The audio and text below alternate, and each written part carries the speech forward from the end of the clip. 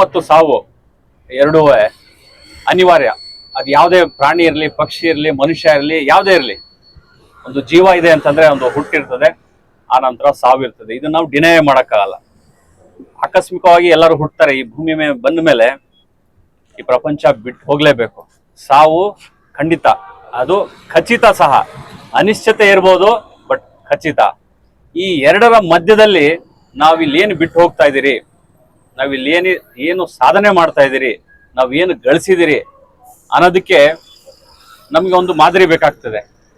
So ಆ ನಿಟ್ಟಿನಲ್ಲಿ ಜಗದೀಶ್ ಅವರು ಈ ಭೂಮಿ ಮೇಲೆ ಬಹಳ ವರ್ಷ ಬದುಕಲಿಲ್ಲ. ಅವರು ನನಗಾಗಲೇ ಕೇಳಿ ಬಹಳ ನೋವು ಕೂಡ ಆಯಿತು. ಇದು 21ನೇ ಒಂದು ಕಾರ್ಯಕ್ರಮವನ್ನು ಮಾಡ್ತಾ ಇದ್ದೀರಿ ಅಂತ. 10 ವರ್ಷದಲ್ಲಿ ನಾನು ಇಲ್ಲಿ 5ನೇ ಕಾರ್ಯಕ್ರಮಕ್ಕೆ ನಿಮ್ ಜೊತೆ ಭಾಗಿಯಾಗಿದ್ದೀನಿ. ಈ ಹುಟ್ಟು ಸಾವಿನ ಮಧ್ಯದಲ್ಲಿ ನಾವು ಏನ್ ಮಾಡ್ತಾ ಇದ್ದೀರಿ, ಏನ್ ಮಾಡಿ ಹೋಗಿದ್ದೀರಿ, ಯಾರು ನಮ್ಮನ್ನ ನೆನ್ಪಿಟ್ಕೊಂತಾರೆ, ನಮ್ಮ ಸೇವೆ ಏನು ಅನ್ನೋದೇ ಮುಖ್ಯ ಆಗ್ತದೆ. ನೋಡಿ ಏನಾಗಿದೆ, ಇತ್ತೀಚಿನ ದಿನಗಳಲ್ಲಿ ಸರ್ಕಾರಿ ಅಧಿಕಾರಿ ಅಥವಾ ಪೊಲೀಸ್ ಇಲಾಖೆ ಬಗ್ಗೆ ಬಹಳಷ್ಟು ಸೋಷಿಯಲ್ ಮೀಡಿಯಾದಲ್ಲಿ ನೆಗೆಟಿವ್ ಕಂಟೆಂಟ್ ಬರ್ತಾ ಇದೆ. ನೀವೆಲ್ಲ ನೋಡಿರ್ತೀರಾ, ಇನ್ಸ್ಟಾಗ್ರಾಮ್ ಅಲ್ಲಿ, ಫೇಸ್ಬುಕ್ ಅಲ್ಲೆಲ್ಲ ನೋಡಿ. ಓಪನ್ ಮಾಡಿದ್ರೆ ಸಾಕು ಒಂದು ಕೆಟ್ಟ ಸುದ್ದಿಗಳು, ನೆಗೆಟಿವ್ ಸುದ್ದಿ. ಬಹುಶಃ ಮನುಷ್ಯನ ಸ್ವಭಾವನೆ ಅದೇ ಅನಿಸ್ತದೆ, ನಮ್ಗೆ ಕೆಟ್ಟ ಸುದ್ದಿಗಳೇ ಕಾಣ್ತಾವೇನೋ ಅಂತ.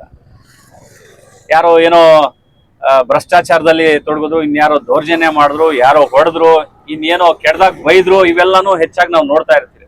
ಅಂತ ಸಂದರ್ಭದಲ್ಲಿ ಅವು ಯಾವುದೂ ಲೆಕ್ಕಿಸದೆ ನಮ್ಮ ಟ್ರಸ್ಟ್ ವತಿಯಿಂದ PSI ಜಗದೀಶ್ ಅವರ ಒಂದು ಕಾರ್ಯಕ್ರಮ ಹಮ್ಮಿಕೊಂಡು ನಮ್ಮ ಸಿಬ್ಬಂದಿಗೂ ಸನ್ಮಾನ ಮಾಡ್ತಾರಂತೂ ನಿಜವಾಗ್ಲೂ ಒಂದು ಒಳ್ಳೆ ಬೆಳವಣಿಗೆ. ಇವರು ಇದೇ ಒಂದು ಮುಂದುವರಿಸಬೇಕು ಅಂತ ಈ ಪದಾಧಿಕಾರಿಗಳಲ್ಲಿ ನನ್ನ ಒಂದು ಕೋರಿಕೆ. ನಾವು ಇಲ್ಲಿ ಇರ್ತೀರಿ ಅಥವಾ ಬೇರೆ ಕಡೆ ವರ್ಗಾವಣೆ ಆಗ್ತೀರಿ, ಬೇರೆ ಕಡೆ ಕೆಲಸ ಮಾಡ್ತೀರಿ, ಬಟ್ ಆ ಶಕ್ತಿ, ಆ ಹುಮ್ಮಸ್ಸು, ಇದನ್ನು ನೀವು ಮುಂದುವರ್ಸ್ಕೊಂಡು ಹೋಗ್ಬೇಕು ಮಲ್ಲೇಶ್ವರ ಮತ್ತೆ ರವಿ ಅವರು. ಮುಖವಾಗಿ 2 ಮುಖಗಳು, ನೀವು 2 ಕಣ್ಣಿದ್ದಂಗೆ. ಯಾಕೆ ಅಂತಂದ್ರೆ ನಿಮ್ಮನ್ನ ಕಾಲು ಎಳಿಯೋರು ಬಹಳ ಜನ ನಾವು ನೋಡ್ತೀರಿ. ಅದೇನ್ರಿ ಪ್ರೋಗ್ರಾಮು, ಇದೇನ್ರಿ ಪ್ರೋಗ್ರಾಮ್, ಅದ್ಯಾಕ್ರಿ, ಇದೇನೋ ಬೇರೆ ಉದ್ದೇಶ, ಇವೆಲ್ಲಾನು ಮಾತಾಡ್ತಾರೆ. ಏನೋ ಪೊಲೀಸವ್ರ ಜೊತೆ ಇವ್ರಿಗೆ ಬೆನಿಫಿಟ್ ಇದೆ, ಅವ್ದು ಯಾವ್ದೋ ಕೇಸಲ್ಲಿ ಪ್ರಯೋಜನ ಇದೆ, ಯಾವ್ದು ಇಲ್ಲ. ಇದುವರೆಗೆ ನಮ್ಮಿಬ್ರು ಆಗ್ಲಿ ಪದಾಧಿಕಾರಿಗಳು, ನಮ್ಮ ಅಮರೇಶ್ ಅವರು ಇಲ್ಲೇ ಇದ್ದಾರೆ, ಗ್ರಾಮಾಂತರ ಮತ್ತೆ ಟೌನ್ದು 2 ಸೇರಿಸಿ ಇದುವರೆಗೆ ಅವರು ಸ್ವಾರ್ಥಕ್ಕೆ ಯಾವುದು ನನ್ನ ಹತ್ರ ನಮ್ಮ ಬಳಿ ಯಾವ ಕೆಲ್ಸಕ್ಕೂ ಬಂದೇ ಇಲ್ಲ. ಅವರು ನಿಸ್ವಾರ್ಥವಾಗಿ ಕೆಲಸ ಮಾಡ್ತಾ ಇದ್ದಾರೆ. ಸೊ ಅವರು ಮಾಡ್ತಾ ಇರೋ ಒಂದು ಒಳ್ಳೆ ಕೆಲಸದಿಂದ ಬೇರೆ ಸಿಬ್ಬಂದಿಗೆ ಒಂದು ಮೋಟಿವೇಶನ್ ಆಗ್ತದೆ, ಪ್ರೋತ್ಸಾಹ ಆಗ್ತದೆ.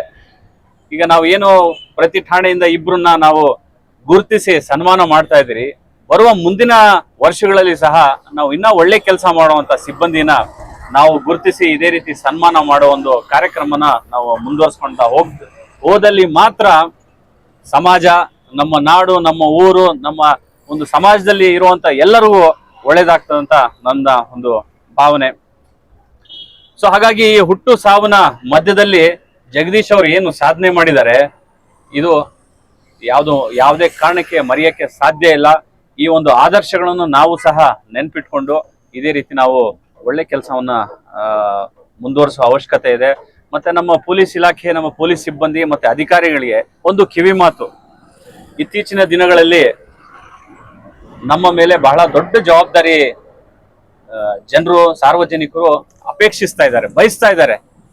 ಯಾಕೆ ಅಂತಂದ್ರೆ ಈ ಮನೆಗಳಲ್ಲೂ ಸಹ ಕಂಟ್ರೋಲ್ ಇಲ್ದಂಗೆ ಆಗ್ಬಿಟ್ಟಿದೆ. ಮಕ್ಕಳ ಬಗ್ಗೆ, ಫ್ಯಾಮಿಲಿ ಮೆಂಬರ್ಸ್ ಬಗ್ಗೆ, ಹಿರಿಯರು ಯಾರು, ಕಿರಿಯರು ಯಾರು, ಅವು ಕಂಟ್ರೋಲ್ ಇಲ್ದಂಗೆ ಆಗ್ಬಿಟ್ಟಿದೆ.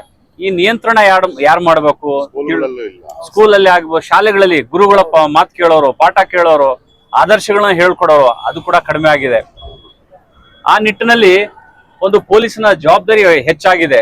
ಪೊಲೀಸು ವ್ಯವಸ್ಥೆಯಲ್ಲಿ ಉತ್ತಮ ಸಮಾಜ ಕಟ್ಟೋದಕ್ಕೆ ಆ ಪೊಲೀಸ್ ಕೊಡುಗೆ ಮಹತ್ವದ ಒಂದು ಕೊಡುಗೆ ಅಂತ ನನ್ನ ಒಂದು ನಂಬಿಕೆ ಇದೆ. ಈ ನಿಟ್ಟಿನಲ್ಲಿ ನಮ್ಮ ಇಲಾಖೆ, ನಮ್ಮ ಸಿಬ್ಬಂದಿ, ಅಧಿಕಾರಿಗಳು ಇನ್ನ ಹೆಚ್ಚು ಶ್ರಮಪಟ್ಟು ಆದರ್ಶಗಳನ್ನ ಇಟ್ಕೊಂಡು ಕೆಲಸ ಮಾಡಬೇಕು. ನೋಡಿ, ನಾವು ಒಳ್ಳೆ ಕೆಲಸ ಮಾಡಿದಂತ ಸಂದರ್ಭದಲ್ಲಿ ನಮ್ಮನ್ನ ಯಾವಾಗ್ಲೂ ನೆನೆಸ್ತಾರೆ. ನಾವು ಒಂದ್ ಕೆಲಸ ಅಲ್ಲ, ನಿರಂತರವಾಗಿ ಒಳ್ಳೆ ಕೆಲಸ ಮಾಡ್ತಾ ಹೋದಾಗ ನಮ್ಮನ್ನ ಒಂದಲ್ಲ ಒಂದು ರೀತಿಯಲ್ಲಿ, ಒಂದಲ್ಲ ಒಂದು ಕಡೆ ಗುರುತಿಸ್ತಾರೆ. ಆ ಸೇವೆಯನ್ನು ಮರೆಯೋದಿಲ್ಲ ಅಂತ ಈ ಒಂದು ಸಂದರ್ಭದಲ್ಲಿ ಹೇಳಕ್ ಇಷ್ಟಪಡ್ತೀನಿ.